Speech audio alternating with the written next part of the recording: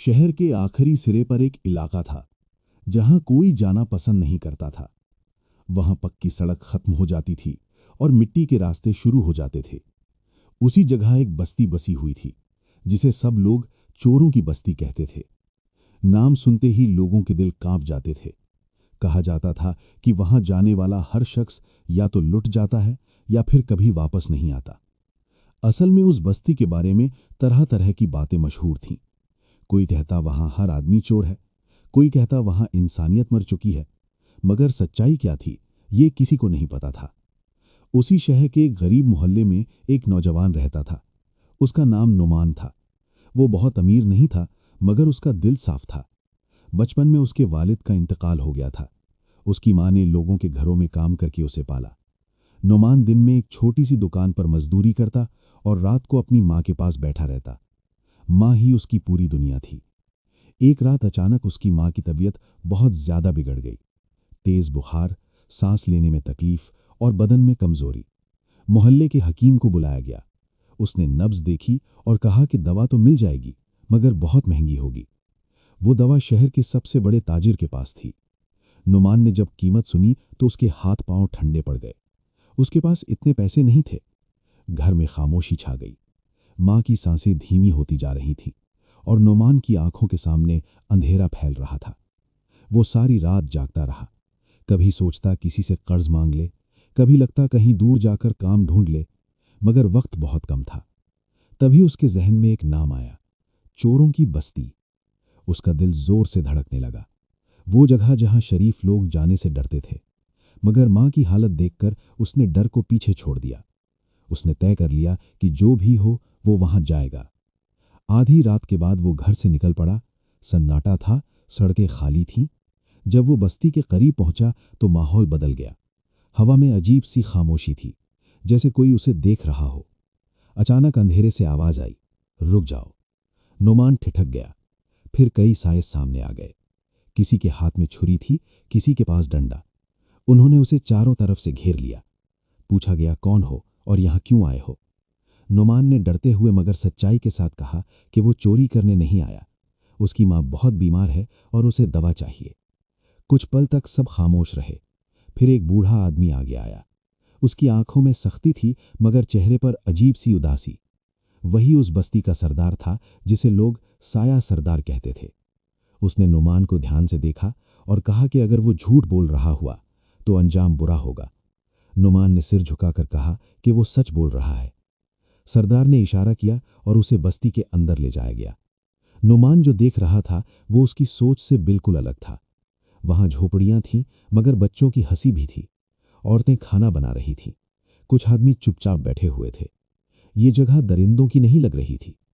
सरदार ने कहा कि हर शख्स यहां अपनी मर्जी से नहीं आया। बहुत से लोग हालात के मारे यहां पहुंचे हैं। नुमान की आंखों से आंसू बहने लगे। सरदार ने एक कपड़े की थैली उसे दी और कहा कि इसमें पैसे हैं, मगर ये अमानत है। एक दिन इसे लौटाना होगा, किसी और की मदद करके। नुमान ने थैली ली और दिल ही दिल में दुआ की। वो जल्दी से वापस अपने घर लौटा। दवा आई और मां की जान बच गई। वक्त बीतता गया। नुमान ने मेहनत जारी रखी। धीरे धीरे उसकी जिंदगी बेहतर होने लगी। मगर चोरों की बस्ती का किस्सा अभी पूरा नहीं हुआ था। नुमान की जिंदगी धीरे धीरे पटरी पर आने लगी। मां बेहतर थी। वो फिर से उसके लिए दुआएं करने लगी। नुमान दिन में मेहनत करता और रात को अल्लाह का शुक्र अदा करता।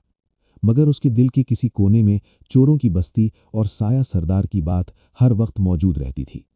वो जानता था कि जो पैसे उसे मिले थे वो आम मदद नहीं थी, वो एक अमानत थी। वक्त के साथ नुमान ने थोड़े पैसे जमा किए और एक छोटी सी दुकान खोल ली। उसने हमेशा साफ नीयत से काम किया, न नाप में कमी, न झूठा वादा। लोग उस पर भरोसा करने लगे। उसकी दुकान चल पड़ी। अल्लाह ने उसके रिज्क में बरकत डाल दी। कई साल गुजर गए।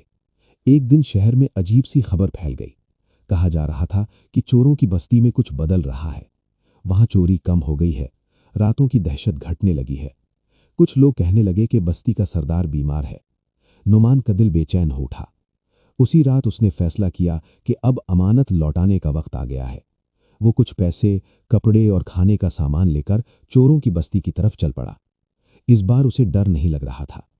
जब वो बस्ती पहुंचा तो पहरेदारों ने उसे पहचान लिया। बिना कुछ कहे उसे अंदर ले जाया गया। साया सरदार एक झोपड़ी में लेटा हुआ था। वो बहुत कमजोर हो चुका था, मगर उसकी आंखों की चमक अब भी वही थी। सरदार ने नुमान को देखा और हल्की मुस्कान आई। उसने कहा, मुझे पता था तुम आओगे। अमानत देर से सही मगर लौटती जरूर है। नुमान की आंखें भर आईं। उसने कहा कि उसने वो पैसे सिर्फ अपने लिए नहीं रखे, बल्कि आज वो उसी अमानत से दूसरों की मदद करने आया है। सरदार ने उसे पास बिठाया और अपनी कहानी सुनाने लगा। उसने बताया कि वो कभी एक शरीफ आदमी था। जालिम हाकिमों, भूख और नाइंसाफी ने उसे इस रास्ते पर ला खड़ा किया। इस बस्ती में ज्यादातर लोग ऐसे ही थे जिन्हें दुनिया ने ठुकरा दिया था। सरदार ने कहा, हम चोर जरूर हैं, मगर यहाँ एक कानून है। जो मजबूर आए उसकी मदद की जाती है। जो सच्चा हो उसे नुकसान नहीं पहुंचाया जाता। नुमान ने समझ लिया कि इस बस्ती का असली राज डर नहीं, बल्कि मजबूरी और हालात थे। कुछ ही दिनों बाद साया सरदार का इंतकाल हो गया। बस्ती में सन्नाटा छा गया। लोग घबरा गए कि अब क्या होगा। नुमान आगे आया। उसने बस्ती के लोगों से कहा कि चोरी का रास्ता छोड़ दिया जाए। उसने अपनी दुकान का मुनाफा और जमा की हुई दौलत सामने रख दी। उसने कहा कि वो इस बस्ती के बच्चों को काम सिखाएगा, रोजी के रास्ते खोलेगा। धीरे धीरे बस्ती बदलने लगी। जहां पहले डर था वहां अब मेहनत थी। जहां पहले साए थे वहां अब चिराग जलने लगे। कुछ लोग शहर में रोजी करने लगे, कुछ ने छोटे काम शुरू कर दिए। कुछ सालों बाद चोरों की बस्ती का नाम मिट गया। अब लोग उसे नया सवेरा बस्ती कहते थे। नुमान ने कभी अपने एहसान का जिक्र नहीं किया। उसने बस इतना कहा, जिस दिन मैंने सच्चाई के साथ इस बस्ती में कदम रखा था, उसी दिन मेरी जिंदगी बदल गई थी। और सच में चोरों की बस्ती का राज यही था कि हर अंधेरा इंसान बुरा नहीं होता और हर मदद किसी न किसी दिन लौट कर जरूर आती है। कहानी यहीं खत्म होती है।